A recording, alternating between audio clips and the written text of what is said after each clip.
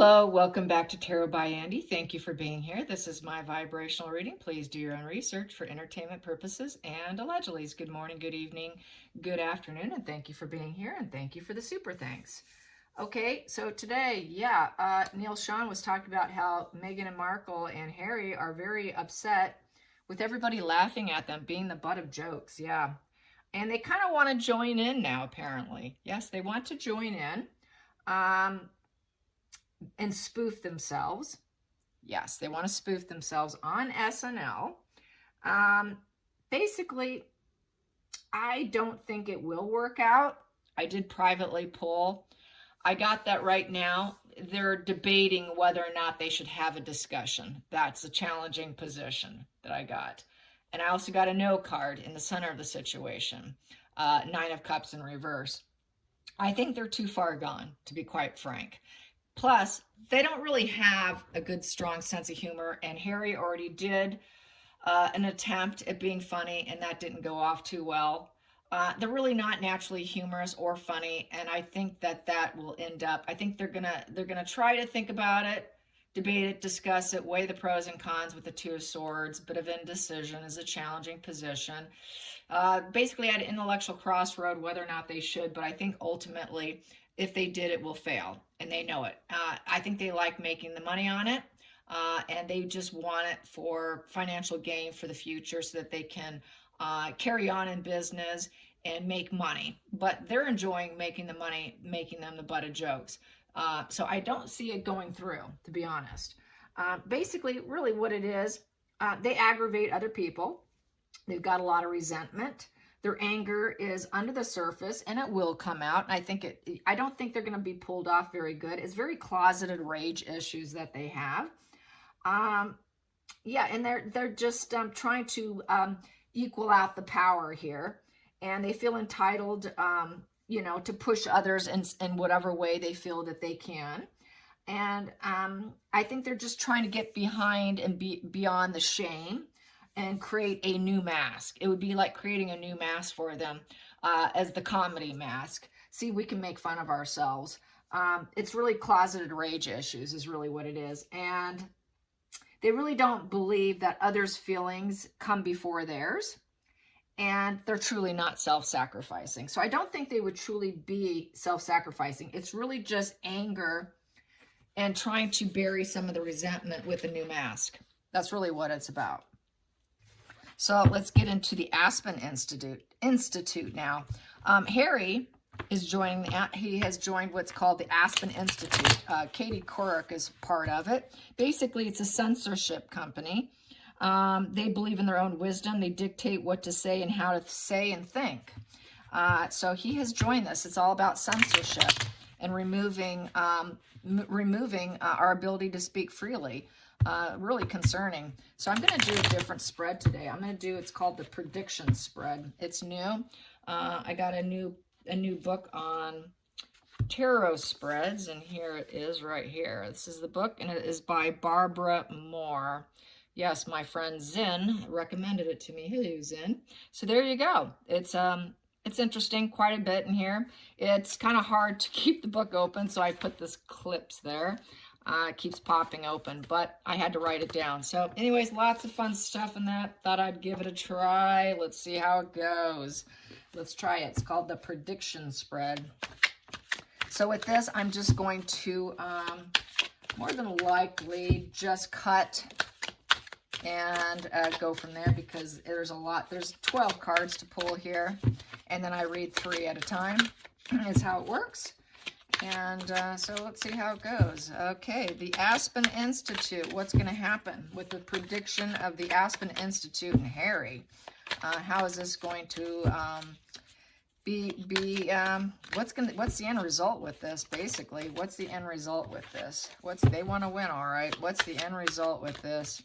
What's the end result with the Aspen company and Harry being involved? Here we go. So this is the double-sided major deck with the vice versa deck. So continue on with this one. I like the imagery on this one. So, and then I like the way I can flip it, from upright to reverse. So I'm going to start with the 1, 2, 3. And then it goes, oh, there we go, 1, 2, 3, 4, 5, 6, 4, 5, 6, and then it goes, oop, this goes here. That goes like that. Yep, sorry. Not used to it. This is new to me. 1, 2, 3, 4, 5, 6, and then 7, 8, 9 goes over here. 7 starts on the outside. 7, 8, and 9. Then 10, 11, 12, then 13, 14, and 15, then 13, 14, and 15. Okay, so what do I have here? Whoa, a lot of cards here. I'm going to push it down like that so you can see. Okay, so the very first cards here is the present situation, and that is 1, 2, and 3, which is right here. Present situation here is basically wondering how they can get things back here with the 4 of Cups. 4 of Cups upright is apathy, indifference. So they don't want people to be indifferent to them. They want people to feel like they can escape. It's kind of an escapism here with the 4 of Cups in reverse. It's also wondering how can you recover. It's about emotional recovery. Here upright, this person's very apathetic. And they're very empty inside, ignoring the world. So they basically want to embrace new ideas, new phases in people, understanding the emotions of the world, new inspiration, take positive approach, going after goals. It's desires and a new start. So they want to start something new from the indifference. And so that's that. And they're doing it because there's not enough light shined on it with the Sun card. And it's too much darkness, dark clouds, so there's not enough light shined on the situation. They want to shine the light on the situation that they have this desire to start new things and embrace new ideas. New places with people. So basically, they think they have an understanding of the human heart. Then we have here, paired with it, is the 8 of Cups and the upright position, basically going to new territory, walking away for empowerment. It's the drifter vibe, that inner child acting up. Go figure. That's kind of hairy. This is why he's doing it. They look outside themselves for growth, but they won't find it. They usually end up getting trapped, but they're doing it out of unhappiness, not enough light shined on having a new way of thinking, in essence, and embracing a new idea. So it's that kind of inner child. These people have this inner child acting up, in essence, and not dealing with everyday life, wanting to turn their back to the everyday ho-hum life, turning their back to the fear. So it's looking like they want to put a new structure in place out of unhappiness, not able to feel the joy in the way things are, in essence. Let's go into the next position, which is 4, 5, and 6, which is the elements of the situation. So the elements of the situation is to lower the boundaries. Lower the boundaries, get rid of defensiveness, get rid of that battle fatigue feeling, getting people to give up their boundaries, not being guarded. We want you to lower your boundaries because basically we're going to manipulate you and set you up to fail. Oh my God. Wow. And we're basically shady characters here. We're shady characters, and this dishonesty will come to light. Yeah.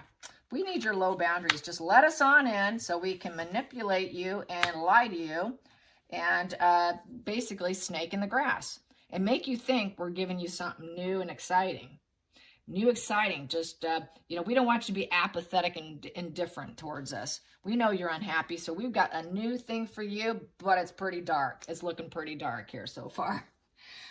Let's go into the next one, 7, 8, 9, which is the obstacles facing the Aspen Institute, 7, 8, 9. We have here the devil energy coming out. Yeah, we've got the devil trying to control the masses. They're not going to do it with gentle force. They're going to do it very aggressively, because it gives them smug pleasures. They want that wish fulfillment. We want what we want. We're going to do it with force. We're going to force you to think like us and to take away whatever it is, thought process you have in yourself, and we're going to force it on you. And we get pleasures from it. We celebrate this situation. This is a celebration for us. And we know basically people are at a survival mode in despair, major disaster, trying to heal out of disparity. So basically it's taking weak people, trying to bend their minds and manipulate them, making them think that there's a new way of thinking. And this is a really devil energy, and getting people who are at a rock bottom, who aren't able to lift themselves up in essence, and manipulating them and getting them entangled in a web is what this is looking like. Really negative energy. Yeah, so Aspen Institute's not looking too high vibe here, you guys. Okay, so the next one is the 10, 11, and 12 is what will come. So 10, 11, 12 is down here. Is way down here. So 10, 11, 12 is they're going to act like, here, what's to come. They're going to act like that they know all the answers. We know all the answers. We have clear thought. We have an open crown chakra, and hear us roar. In essence, we have breakthrough insight. We're going to cut through all the deception. We have clear thoughts, and it could be either for noble or destructive purposes. In their case, based on the spread, I will say it's for destruction. And then the next position here with it is the Queen of Pentacles in reverse. So with the Queen of Pentacles in reverse, this is someone who is not of earthy energy. This is not your Earth Mother. It's Earth Mother in reverse. They're not very earthbound. They don't really care about other people. Very low vibe. Queen of Pentacles in reverse, it's for greed and envy. It's the savior complex position. And it's basically financial dependence. They're definitely not down to earth. There's a lot of greed and envy with this, and a lot of detachment. They're not good confidants. They're not good with people or work home. They're not good truly with the environment. It is total. They're putting on the savior complex that they know all the answers, and you need to focus on me. And I have this breakthrough insight, and you need to hear me out. I can elevate you and raise you up, but really it's not. It's really out of envy and greed. And then we have here also with it is the Page of Pentacles in reverse. So with the Page of Pentacles in reverse, it's a lack of ability to commit. They truly cannot commit. They're basically overwhelmed. It's kind of a gamble. They know it's a gamble. It's dangerous activities. It's out of boredom, and they're going to be bringing out a lot of negative news. So it's not looking good. It's looking like a pretty dark, institute here. Not liking this institute. So we have 13, 14, and 15, which represents what's expected to achieve. How are they going to achieve this? Will they achieve it? We have here the Five of Cups. They're going to have some mourning and regret. They're going to feel quite unfulfilled, let down. They're going to have to purge and release, wondering, can I get it back? There's going to be a lot of sorrow and melancholy, so it doesn't look like they're going to succeed. Thank God. And on a big front, it's looking like they're going to fail here. And then the World in reverse, it's looking like they lack empathy truly for the world. It's really, it's thieves, crooks, and dark people. These are like your criminals. When you see the World in reverse, that's your criminal mindset. They're going to be very disappointed that it's not going to be received well. It's not going to go well. They're going to have to purge it. The world's going to say no, turn their back to them. They're basically all about taking the world and flipping it to their advantage. Totally to their advantage is what they want. So they want what they want, but it's not looking like it's going to work out. But it is all about greed. It's all about greed and holding and trying to hold this pattern of behavior to build up financial security, unwilling to share.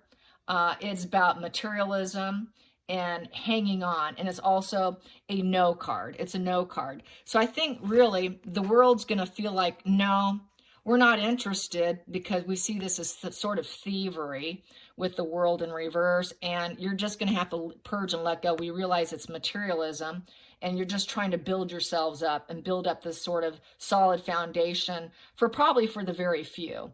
But it is an unwilling to share once they build up. So it's really about the elites trying to take control. And with the Four of Pentacles in reverse, Four of Pentacles upright, it's still a no card.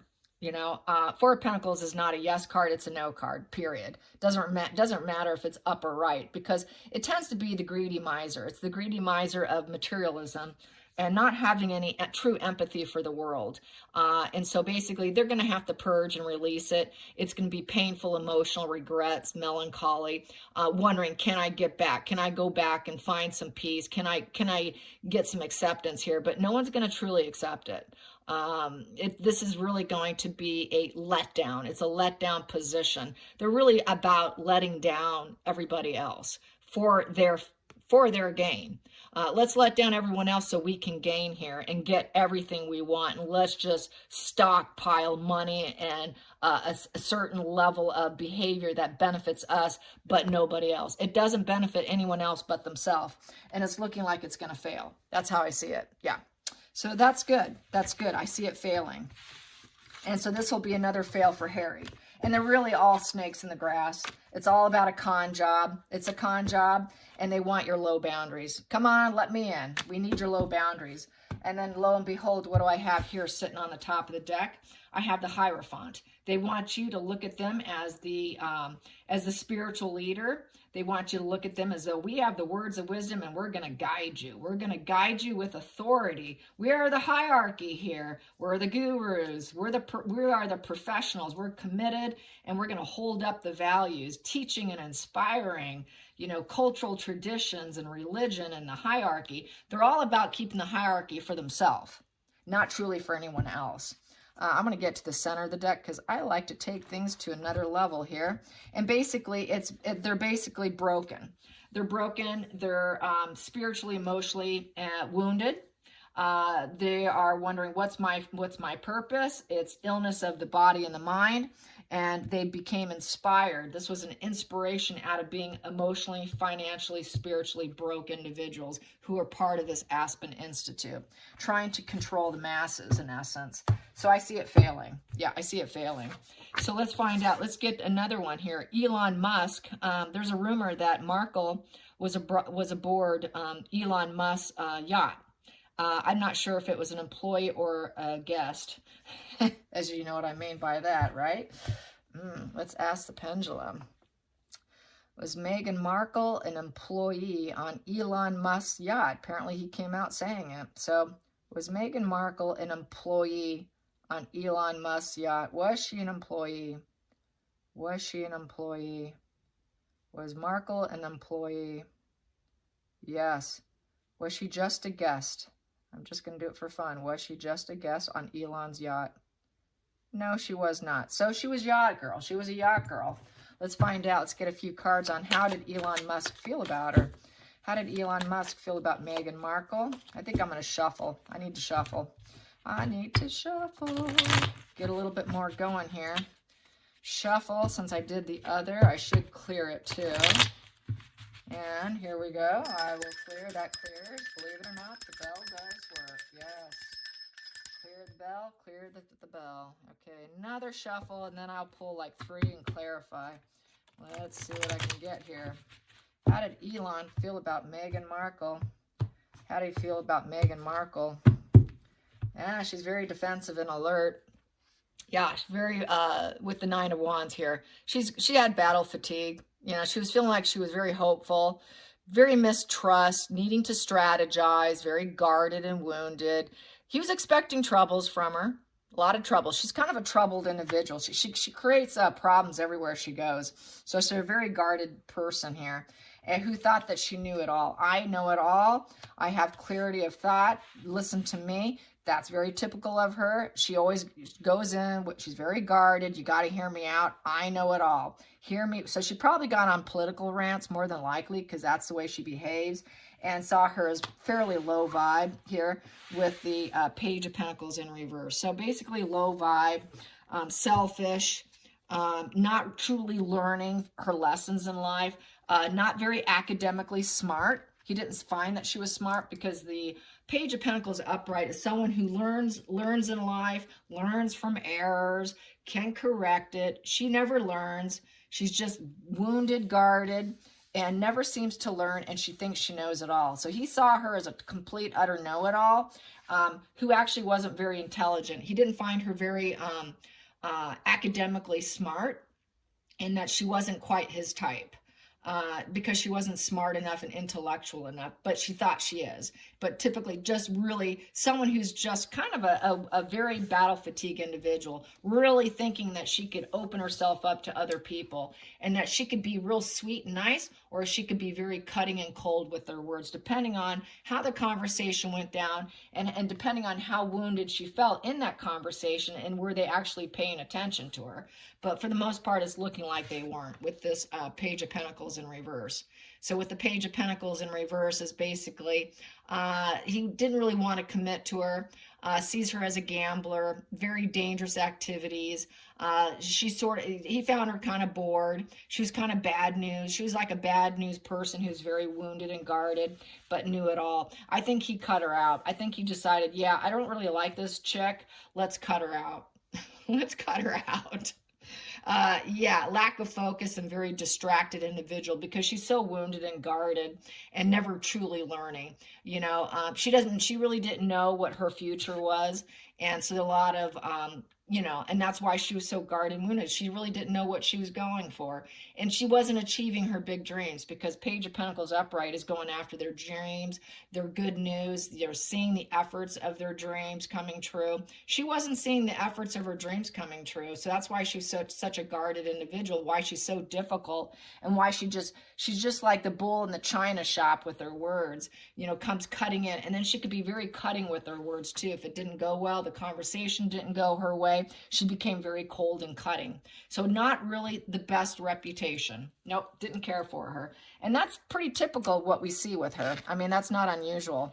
And then at a rock bottom, he saw her as basically someone who just felt totally destroyed. You know, that is in the reverse position. So reverse, she's in total despair, healing, total survival mode, that her whole life feels like a defeat. So she basically was at a dead-end failure, and just not academic, just not that smart, and just a woman who was really trying, just basically clinging with her claws to try and climb up. Because she was really in a defeated position. So that's how I see it. I hope you guys enjoy this. Until next time, like and subscribe. Bye, you guys.